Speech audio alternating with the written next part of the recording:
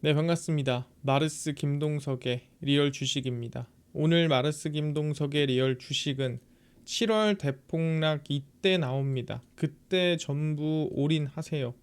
제 생각에는 제가 전부터 7월에 좀 눌림목이 나올 수 있다. 우리가 상승에 못 태웠다면은 어느 눌림목에 태울 수 있을까라고 했을 때 7월 이때 우리가 관심을 가져야 됩니다라고 얘기를 했거든요. 그래서 오늘 그 부분 다시 한번 정리해 드릴 테니까 못 샀다면 또는 다시 사고 싶다면 또는 어디에 사야 될까 궁금하다면 오늘 꼭 집중해서 배워가시길 바라겠습니다.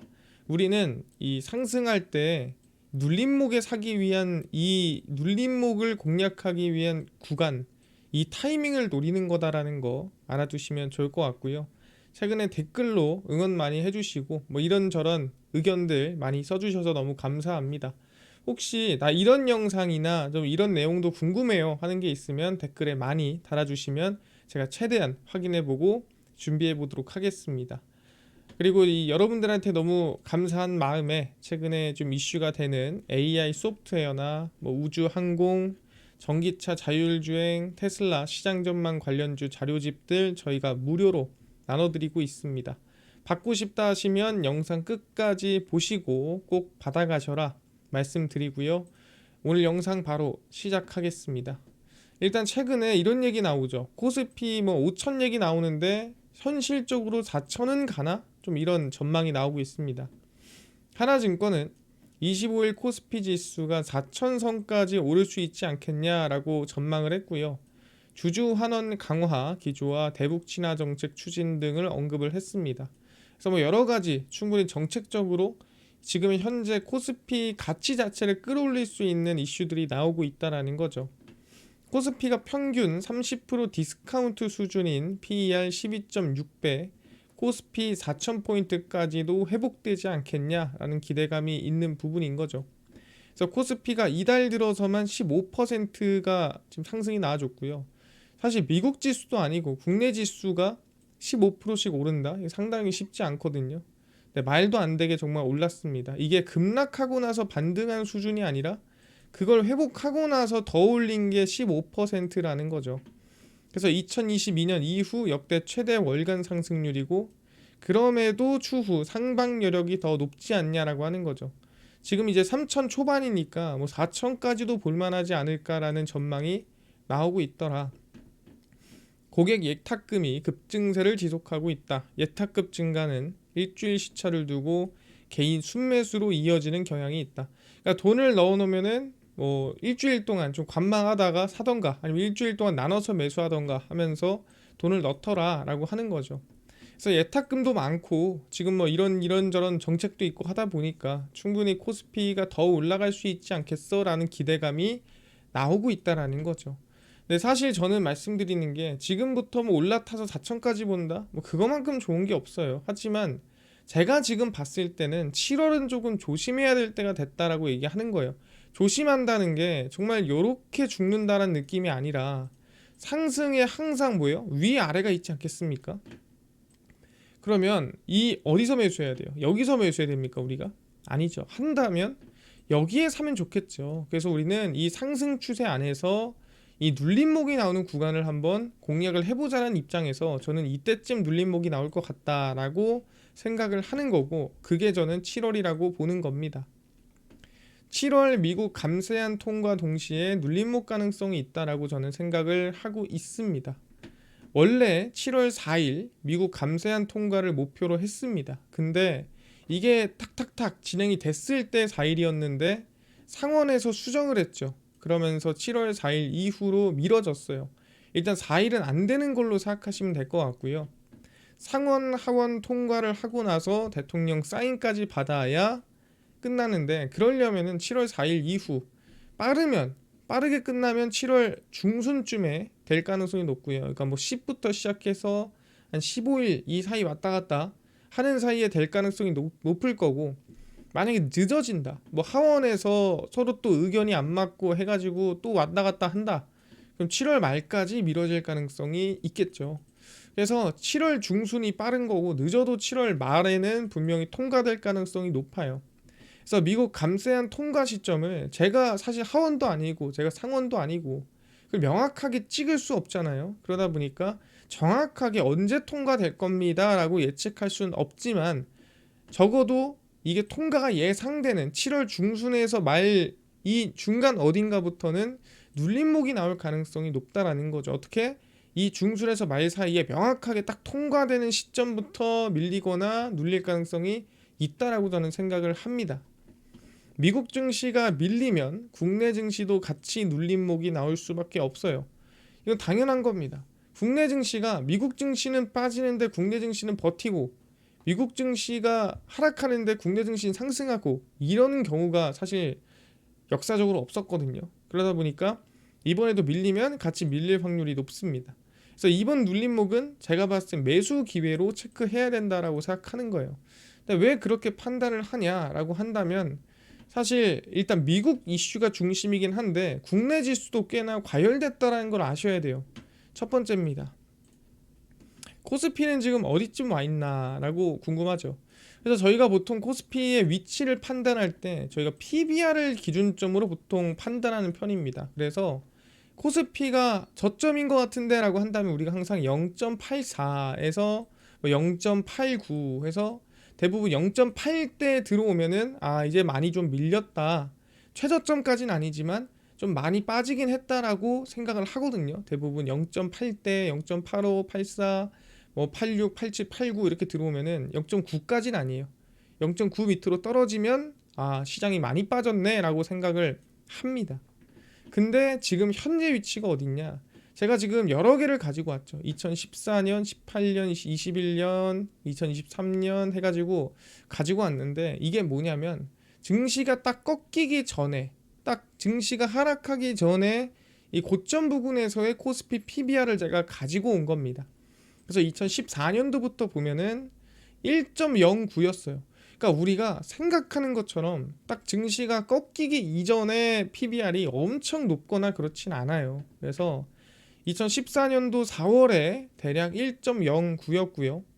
그리고 이제 무역전쟁, 미중무역전쟁이 첫 번째로 있었던 2018년도 양적 긴축도 있었던 그 당시 1.15였습니다. 그 다음에 2021년도 이제 1월 그 당시 이제 우리가 항상 양적 완화, 돈 푸는 거 다 끝난 시점 2020년에 상승 랠리에 딱 피크를 찍는 시점이 이때였는데 이때가 1.2였습니다.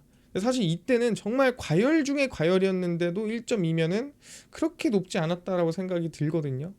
그리고 2021년 6월입니다. 이때가 언제냐면 1월이랑 6월이랑 왜 똑같이 나옵니까? 라고 하는데 이게 중요한 게 이때 이렇게 올라가다가 2021년 1월에 딱 고점 찍어요. 그리고 나서 박스권 만들다가 이때 6월부터 이렇게 2022년도까지 빠지거든요. 그래서 제가 이때 한 번을 가지고 온 겁니다. 급락하기 직전에 한 번, 딱 고점 찍었을 때 한 번인데 이 1.1, 1.3이다. 정말 역대 최고 거품인 시절이 이때이기 때문에 높은 수준이다 보시면 될 것 같고요. 그럼 이때도요 1.15가 2017년도에 대세 상승이 나왔던 이후기 때문에 1.15도 높은 겁니다. 그리고 나서 2021년 7월 딱 꺾이기 직전 1.27. 그래서 이 세 개가 정말 역대 최고점이 있을 시기, 최고점 이 PBR이 1.2, 1.3, 1.27 정도라고 보시면 되고요. 그 다음에 2023년도 7월 이때도 마이너스 한 10% 이상 급락이 나왔던 시기고 0.96 정도 나왔습니다. 별로 높진 않죠, 이 당시에는. 그리고 2024년 6월 작년에 SK하이닉스 삼성전자 급락이 시작하는 시점이 이 두 개 6월에서 7월이었습니다. 그래서 1이었어요. 딱 PBR이 1 정도 됐더라. 그때 한미반도체 미친 듯이 날아가고 했던 시기죠. 그때도 1이었는데 현재 PBR이 언제냐? 증시가 10% 이상 코스피 급락이 나오기 이전 고점 PBR 수준이고요. 이게 이제 1.09, 1.15, 1.2, 1.3, 1.27, 0.96, 1, 0.9라고 돼 있습니다. 그래서 평균으로 사실 따지기도 좀 애매하지만 한 1.1 정도로 봐야 되지 않을까 생각하거든요. 지금이 얼마다? 6월 25일 기준 PBR입니다. 1.05예요. 그러니까 사실 낮은 수준이 아니라는 거죠. 이것 또한 그래도 한 뭐 0에서 100까지 본다면 한 80 이상은 올라왔다. 최고가 100이라면은 이 80 이상은 올라온 수준의 PBR이다라고 우린 볼 수가 있는 거죠. 많이 올라오긴 했네. PBR이 이렇게 높긴 하네. 판단하는 거죠. 따지고 보면은 우리가 증시 저점이라고 하는 0.89 이하로 약간 떨어진 느낌에 가깝죠. 지금 완전 최저점이라 할 수는 없지만 저점이네. 지금이 최고점이라 할 수는 없지만 좀 과열 구간이긴 하네. 판단하는 거죠. 근데 이것만 보고는 우리가 뭐 증시가 지금 어떤지 판단하기 어렵습니다. 그래서 추가로 봐야 되는 게 뭐냐면 바로 신용입니다. 사실 신용이라는 게 뭐냐면 내 돈이 아니죠. 내가 1,000만 원이 있으면 신용을 몇 가지 땡길 수 있죠. 예를 들어서 뭐 증거금이 40%다라고 한다면은 내가 40%의 돈만 있어도 이 100%를 살 수 있다는 뜻이에요. 정확히 말하면은 내가 지금 40%의 돈이 있다라고 한다면 얼마나 더 살 수 있습니까? 대략 한 1,500만 원을 더 살 수 있는 거예요. 그래서 2,500을 총 매수할 수가 있는 거죠. 그래서 이 1,000만 원 내 돈이지만 1,500은 신용이다. 빌린 돈입니다. 증권사에서. 그래서 총 2,500을 살 수 있는 거예요. 이게 신용이거든요. 근데 이제 신용은 아시겠지만 시장이 좋을수록 늘어나죠. 사람들이 자신감이 생기고 레버리지를 많이 땡기니까. 시장이 안 좋을수록 신용은 내려갑니다. 왜냐하면 무섭고 리스크 있고 손실이 커지고 이러면은 매도를 해야 되거든요. 증거금도 채워야 되고 이자도 내야 되고 이러다 보니까 매도를 하게 됩니다. 그래서 이 신용이 과다인 시기를 저희는 기준을 20조로 봅니다. 그래서 20조 기준으로 넘는다, 딱 20조를 뚫는다 하는 시점이 거의 대부분이 신용 고점이었어요. 그래서 그게 언제였냐? 이제 2020년 이후로 신용이 10조 이상으로 올라오거든요. 그래서 2020년 이후만 봅니다. 2021년 1월 7일 이때가 언제냐면은 신용이 딱 처음 20조를 넘었던 시기예요. 처음 19조, 18조, 19조 올라오다가 처음 20조를 넘었던 시기가 1월 7일인데 이때가 정확하게 증시가 고점이었어요. 그래서 이때부터 쭉 올라오다 고점 딱 찍고 박스권 내리다가 하락한 시기가 바로 1월 7일이고요. 2023년 4월 19일에 또 20조를 바닥에 천천히 올라오더니 뚫습니다. 그래서 이때 처음 20조를 뚫은 다음에 증시가 많이 밀리진 않았는데 한 5% 정도 증시가 빠졌어요. 그리고 나서 시간이 좀 지나서 좀 내려왔다가 다시 신용이 20조를 뚫는 구간이 옵니다. 그게 언제냐면은 바로 2023년 7월 25일. 이게 이제 20조 딱 찍거든요. 다시 한번. 그러니까 처음 20조를 딱 찍는 시기예요. 찍자마자 그 다음부터 쭉 추세가 쭉 밀리더니 2023년도에 마이너스 13%의 하락세가 나왔습니다. 그리고 나서 이제 2024년 6월 13일이 옵니다. 이때도 이제 처음 딱 20조를 뚫는 시점이에요. 그러니까 이게 정확하게 20조를 처음 딱 뚫는 시점만 가지고 온 겁니다. 애매하게 가져온 게 아니라 딱 19조 말에서 딱 20조로 뚫는 시점. 이게 지금 6월 13일이 19조에서 딱 20조 처음 뚫는 시점이거든요. 이때는 증시가 이렇게 올라가다가 이때는 이렇게 올라가다가 뚫고 나서 뚫었죠. 20조. 그리고 나서 4% 정도 더 오르고 나서 증시가 많이 빠졌습니다. 그래서 이때는 4% 정도 뚫고 나서 조금 더 올랐다가 마이너스 18% 정도 하락세가 이어진 시기다라고 보시면 될 것 같아요. 그래서 이때도 20조. 근데 지금이 얼마입니까? 현재 6월 23일 기준입니다. 신용이 20조를 넘었죠. 그리고 23일 이후로 계속 지금 20조를 유지하고 있습니다. 그러다 보니까 사실 지금 구간이 신용이 꽤나 많은 구간이다. 신용이 꽤나 높은 구간이다라고 얘기를 하거든요. 아니 2021년도에 신용 막 25조까지 갔었잖아요. 왜 이때 기준으로 얘기합니까? 라고 얘기할 수도 있어요. 아니 20조 넘었을 때도 있는데 넘었죠. 그 대신에 어떻게 됐죠? 이 처음 넘었을 때 고점을 못 뚫었어요. 이 다음부터 25조까지 갔거든요. 근데 어떻게 됐다? 쭉 올랐다 고점 찍고 박스권 만들다가 쓰러졌습니다. 그래서 요 구간을 뚫지 못하고 그대로 죽었어요. 그러니까 신용이 25조까지 늘었다고 해서 전고점을 뚫고 올라가진 못했다라고 얘기하는 거고, 그래서 20조 기준으로 통계를 낸 거다라고 생각하시면 될 것 같습니다. 아 그렇구나. 그래서 지금이 살짝 조심해야 되는데, 이게 저는 국내 이유만으로 조심해라 이 얘기를 하는 게 아닙니다. 결론적으로는 미국을 포함해서 봐야 돼요. 뭐 때문이냐? 바로 7월에 부채한도 인상이죠. 아까 제가 감세한 얘기를 했는데 이 감세한 통과하면서 뭐까지 들어가냐면 부채한도가 올라가요. 지금 미국이 부채한도가 막혀 있거든요. 그게 이제 플러스 5조로 뚫립니다. 그래서 뚫리면 이거 5조 달러입니다. 현금 5조가 아니라 뚫리는데 뚫리면 채권 발행이 가능해요. 근데 지금은 채권 발행이 안 됩니다. 그래서 재무부 통장이거든요. 이게 미국의 재무부의 잔고입니다. 그러니까 지금 돈을 어디서 못 가져오니까 잔고에 있는 돈을 쓰는 거예요. 통장에 있는 돈 쓰고 있습니다. 그래서 이 당시에도 원래 여기서 인상이 됐어야 되는데 미뤄졌어요. 그래서 돈을 못 가져와서 잔고에 있는 돈을 계속 쓰니까 잔고가 쭉 떨어졌죠. 바닥을 막 쳤습니다. 그래서 2021년도 12월에 부채한도 인상 협상이 완료가 되고요. 그때가 582억 달러였어요. 거의 맨바닥을 치다가 그 당시 TJ 잔고 계획이라는 게 있거든요. 매 분기마다 나와요.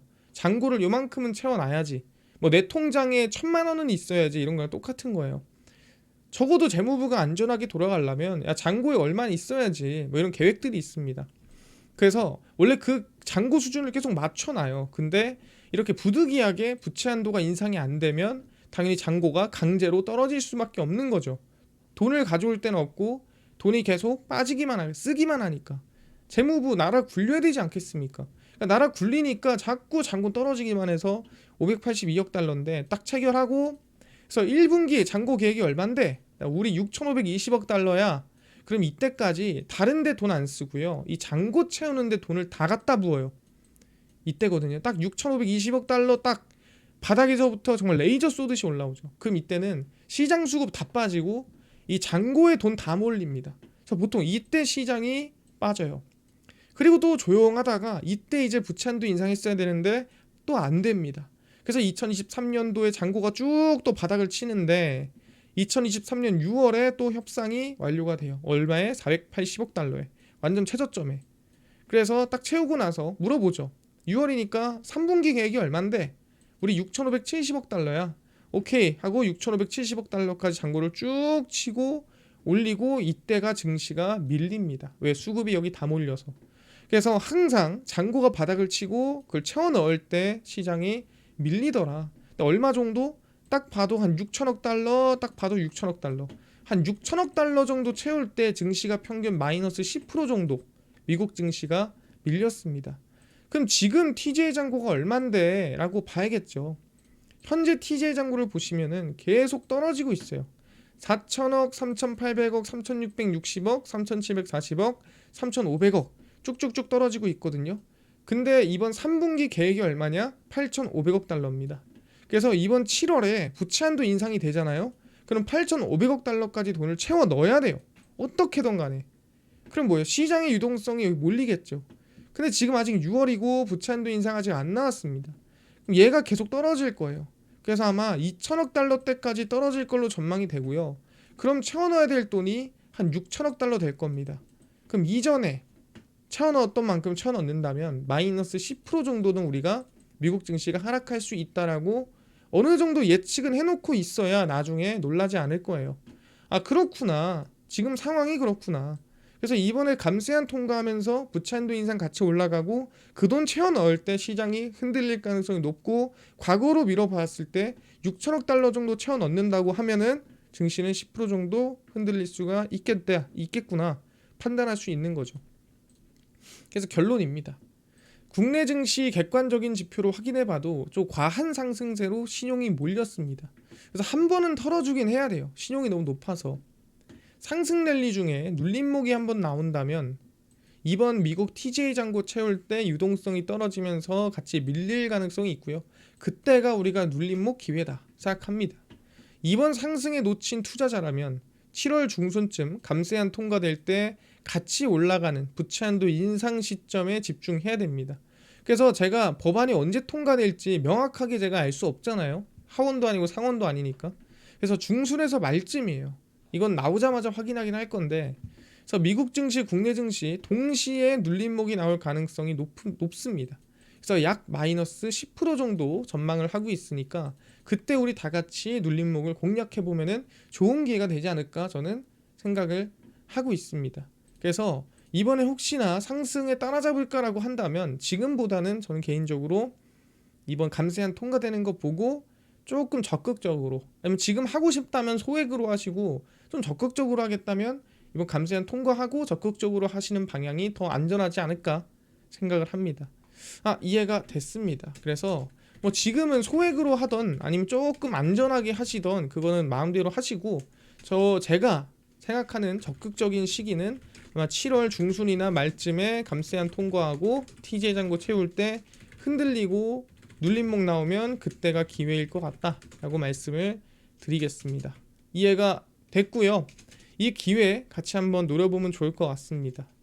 그럼 이 기회뿐만 아니라 아까 AI 소프트웨어, 그 다음에 우주항공, 그리고 전기차나 자율주행, 테슬라, 시장 전망, 관련주 총정리한 자료집을 무료로 나눠준다고 했는데 혹시 어디서 받을 수 있나요? 또는 당일 급등이 예상되는 단타 종목을 매일 무료로 나눠주시고, 장 시작 전에 급등이 예상되는 뉴스라든가 시황을 무료로 나눠주시고, 테마주라든가 매매법 강의를 무료로 나눠주세요 하시는 분들이 있어서 김동석 대표가 100% 무료로 나눠드리고 있습니다. 바로 김동석의 리얼 주식 연구소라는 100% 무료 어플이고요. 이 어플은 내가 아이폰을 씁니다. 앱스토어에서 무료로 설치 가능하고, 갤럭시를 씁니다. 구글 플레이, 플레이 스토어에서 무료로 설치 가능합니다. 설치하면은 전화번호, 개인정보 입력해야 되나요? 아무것도 입력을 안 해도 됩니다. 무료예요. 적을 데도 없고요. 이메일은 그냥 개인 식별용이라 아무거나 적으셔도 돼요. 그래서 전화번호, 개인정보 아무것도 입력할 필요가 없고 무료다.